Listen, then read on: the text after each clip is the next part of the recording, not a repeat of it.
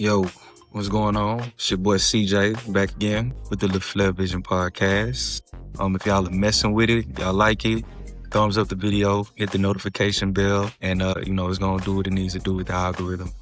Again, I appreciate you guys. We're gonna get straight into it. What we talking about tonight? Russell Westbrook. It's crazy few weeks for me. All right, I've been talking my head off. I'm gonna tell you guys often. I think I'm gonna know it all when it comes to this, but I do try to be as objective in my analytics or in how I analyze the game of basketball, how I look at the whole game, the business side, as well as everything that goes on the court. And, considering the fact that, I think I've been, slightly, maybe a little subjective in how I've analyzed them. I want to be as clear as possible tonight that I have the utmost respect for Russell Westbrook and his game. He's got a hell of a resume, okay?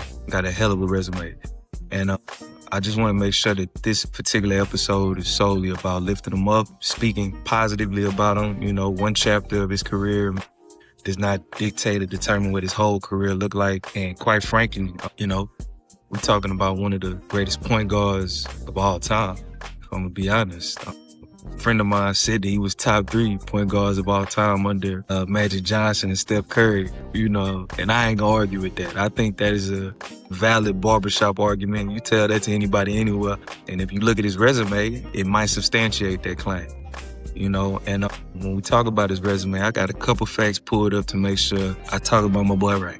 All right, so first and foremost, 2016-2017 NBA averaged 32 points a game, damn near 11 rebounds, damn near 11 assists. First player since Oscar Robertson to average a triple-double.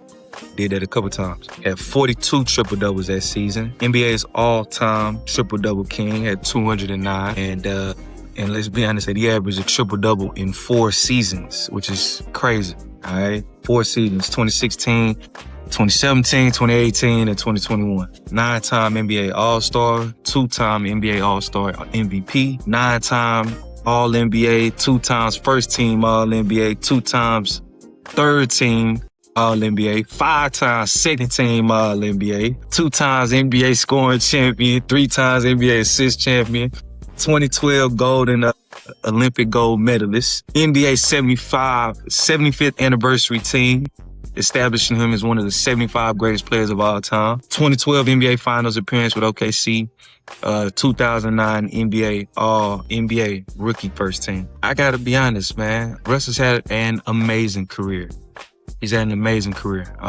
I watched that video, his retirement video that he did with Michael B. Jordan, I think was narrating it. And, it was a real dope retirement video, man. And I think sometimes you can get caught up in throwing dirt on somebody's name that sometimes you forget that you were witnessing a level of greatness. Russell Westbrook was another individual that was positive, upstanding man, no dirt on his name, has always been an asset to his community, always been an example. Y'all gonna hear me use that word a lot because I think in our community, we need a lot of people that are men, that are examples, people that you can look at and follow, that you can look at how they did things and and really go by what they did.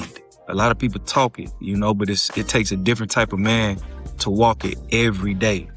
And I think Russell Westbrook was definitely one of those examples of people who walk the walk and talk the talk. You know what I mean?